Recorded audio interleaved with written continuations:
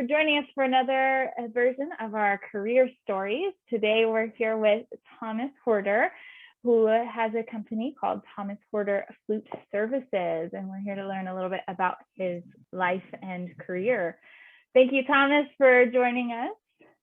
Of course. And can you tell us a little bit about your company and how it all got started and what you're up to these days? Yeah, so I basically started playing flute when I was younger, and that progressed into me now repairing flutes and teaching flutes. And so at Thomas Horter Flute Services, I do repairs, I teach, and I just recently started selling beginner flutes as well. Awesome. And what area of Austin are you located in? Right now I'm located in West Austin, out in Lakeway by Lake Travis High School. Great. Awesome. And what made you want to get started into repair? Yeah, so like I said, I first knew how to play the flute. A lot of people don't when they first repair.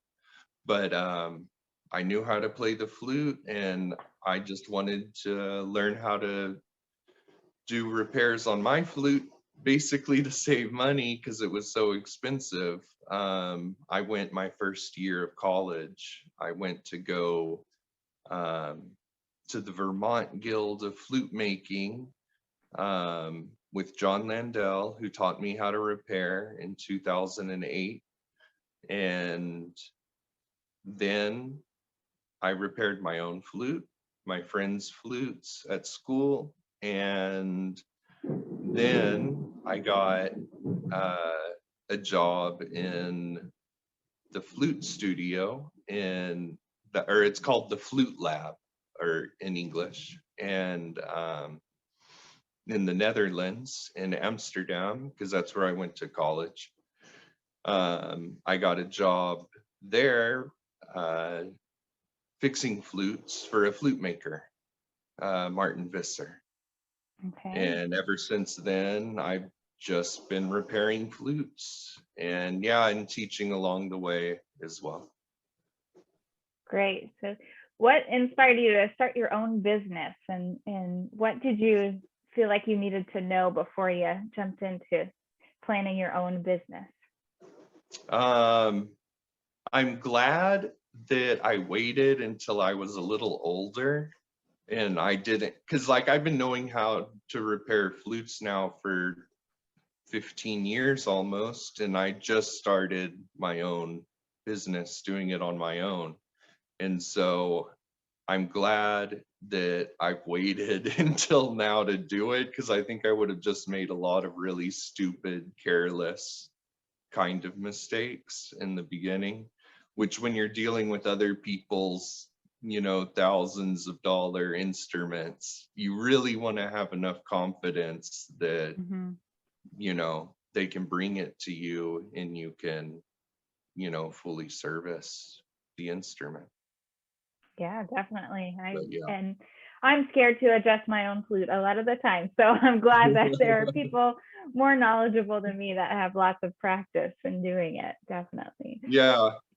Yeah. If you want to learn, I actually just saw there's in Colorado at the Colorado Musical Technical Institute, or whatever it's called, they do online classes for flute repair now. So if anybody wants to learn, that's like a really good place. That's where I'd recommend going, or to John Landell if he's still doing it.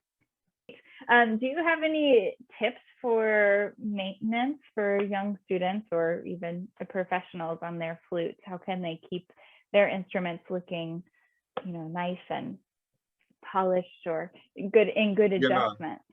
So the best thing you can do is going to be just swab out your instrument after you play it. That's really the best thing you can do, is get a good swab that really cleans out all of the moisture inside of the head joint, especially. And it doesn't only cause sticking pads whenever there's moisture left in there, but also it contributes to the tarnishing process with the moisture. Mm-hmm. So the best thing you can do is swab your flute out, and if you want to, wipe it off with just a microfiber Mm-hmm. cloth after, just to get your finger oils off of it. Mm-hmm. And one thing I do is I put, I have some, I believe,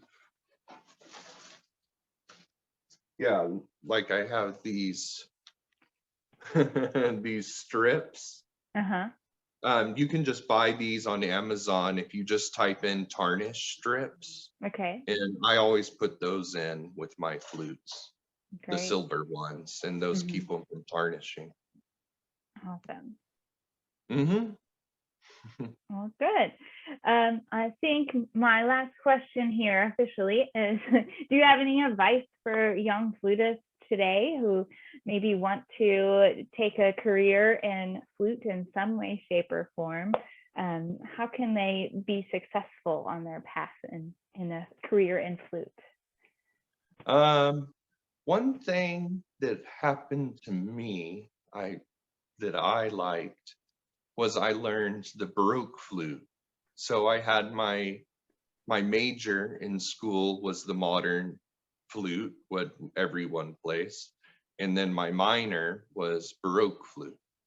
And so learning those old system flutes really helped open my mind in a lot of ways, in both in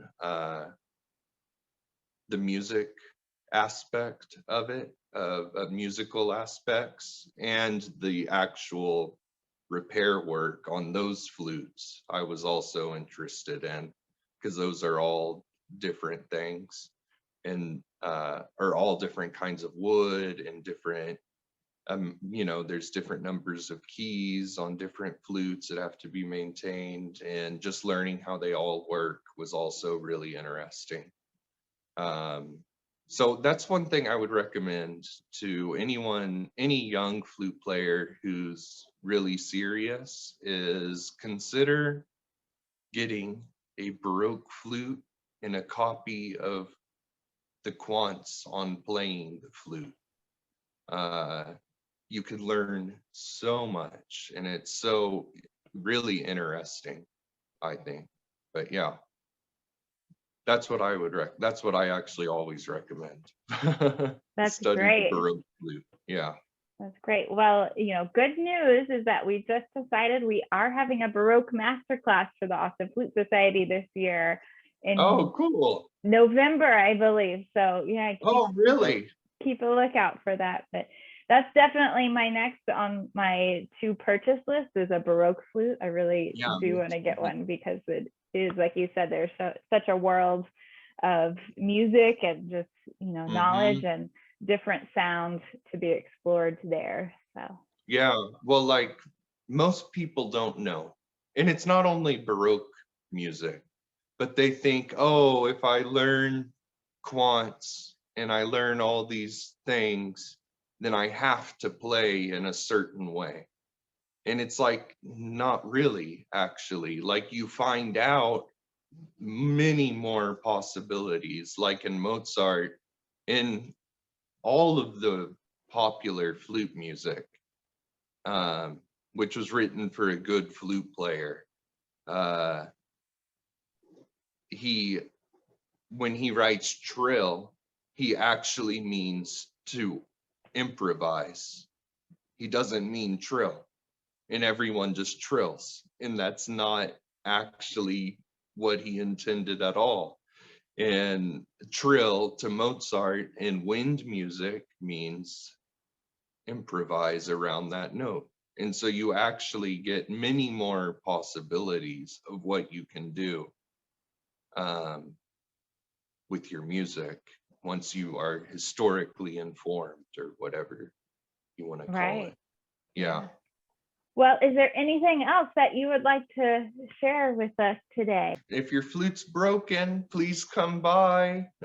Even if it's not broken, student flutes need to be serviced every year, and professional flutes need a COA every 3 to 6 months. And usually on a handmade flute, as soon as something goes bad, like a key isn't moving so quick, that's when it's time for an entire COA on the whole instrument. Like I put it off even for myself. So I know it's hard for people that can't even do it themselves. But as soon as it starts to show signs, get it into the shop. That's all I would say. That's great. And how can we make an appointment with you or to get our flute service? What would be the So easiest just way? just go onto my website. You can get in contact with me there. All my contact information is on there. It's thomashorter.com. That has my phone number, and you can also send me an email through that. Great. Yeah. Well, thank you so much for visiting with me today. And I hope a lot of you learned a lot about Thomas Horter Flute Services today and about how to keep your flute playing in great playing condition, especially in this Texas heat this summer. I will help you stop by and visit with Thomas at his place of business. And thank you so much for tuning in to our episode of Austin Flute Society's Career Stories.